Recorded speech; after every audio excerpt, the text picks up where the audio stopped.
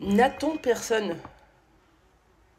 Ne reste pas chez toi, figé, à attendre le retour de quelqu'un et à faire des tirages de cartes et à te rendre malade. Tu n'es pas en train de vivre, tu es en train de survivre.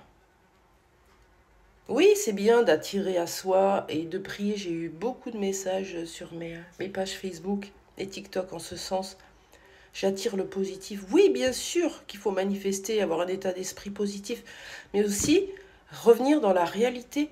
Si l'autre ne vous a pas choisi, est parti, a choisi quelqu'un d'autre, ne veut plus être avec vous, ne vous aime plus, c'est la réalité du moment. Ça ne veut pas dire que ça va pas changer, mais ça veut dire que ça vous permet de revenir à votre réalité, ne plus être focus sur l'autre. Ouais, je sais, c'est difficile ce genre de relation quand on aime quelqu'un et qu'on n'arrive pas à s'en détacher. Voilà, le travail, ça va pas être de prier tous les jours et d'être à la maison, hein. Le travail, ça va être de travailler sur justement votre blessure d'abandon, votre attachement, votre dépendance, votre obsession, votre frustration, peut-être la blessure d'injustice. Voilà, je voulais vous le dire parce que ça me peine de voir tous ces messages. Bien sûr que je suis là pour vous faire sortir du gouffre, comme j'ai pu, hein, et puis vous donner de l'espoir, l'espoir d'aller mieux, l'espoir de vivre un amour tel que vous l'avez toujours désiré, mais je ne vous donne pas l'espoir de retour. Ça, c'est pas dans vos mains, en fait, c'est l'univers qui décide. Et l'autre, bah, il fait ses choix, en fait. Voilà, allez, on y va pour le message sentimental. De quoi on me parle aujourd'hui? J'avais envie de le dire. Il y a un changement rapide, quelque chose qui arrive brusquement. Avec le 11, on peut parler de quelque chose qui va venir vous mettre en dualité, hein, évidemment, qui vient vous bouleverser, hein. Qu'est-ce que c'est que ce changement rapide dans la relation que vous êtes en train de vivre? C'est important que je dise tout ça.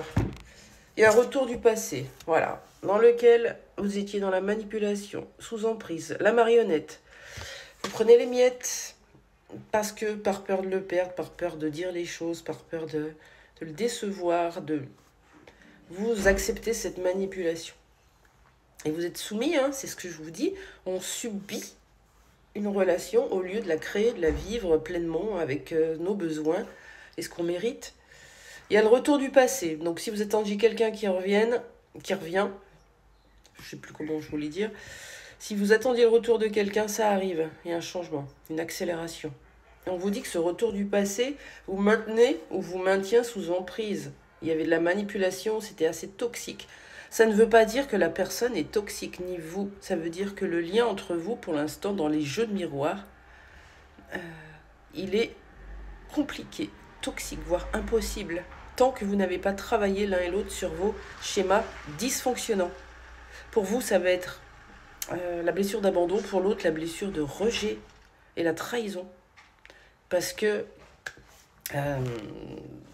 ben, si vous êtes dominé dans une relation, c'est que vous vous laissez faire et que l'autre, du coup, va prendre le rôle de dominant. Si vous êtes dominant dans une relation, c'est que vous avez envie d'imposer. L'autre va prendre le rôle de dominer. C'est très clair, la vie. C'est un jeu de rôle. Qu'est-ce qu'on vous dit sur ce retour du passé?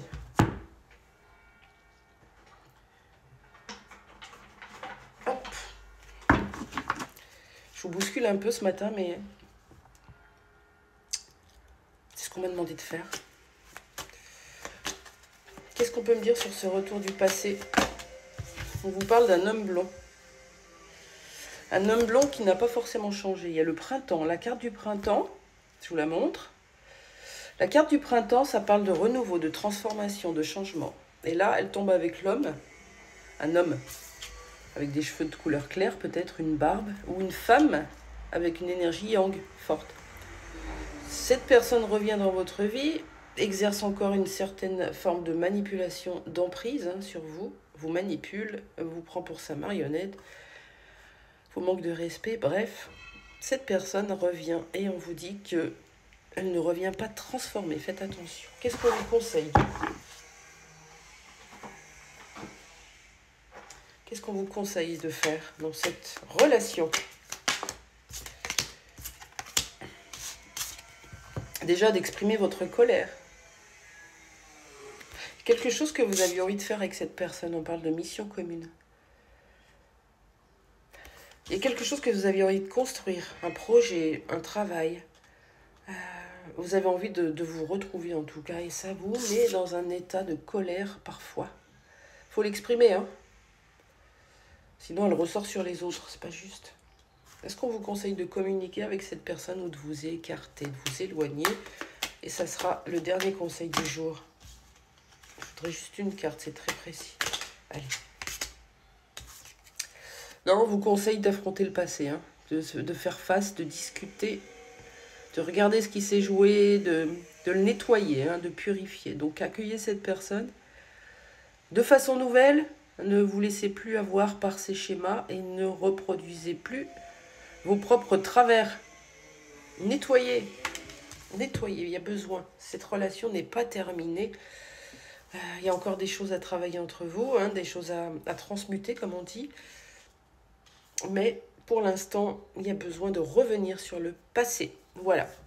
Si vous avez besoin d'une guidance perso pour aller justement vous recentrer sur vous et sortir d'une forme d'illusion, d'attente, ce qui vous fait souffrir, si ça ne vous fait pas souffrir, faites ce que vous avez envie. Mais si vous souffrez émotionnellement, physiquement, psychiquement, que ça tourne en boucle, vous êtes obsédé, vous êtes totalement attaché et dépendant, faites-vous aider. Alors ça peut être moi, mais ça peut être plein de thérapeutes, quelqu'un qui peut vous parler, qui peut vous permettre d'exprimer ce qui se joue, hein. Allez, bonne journée!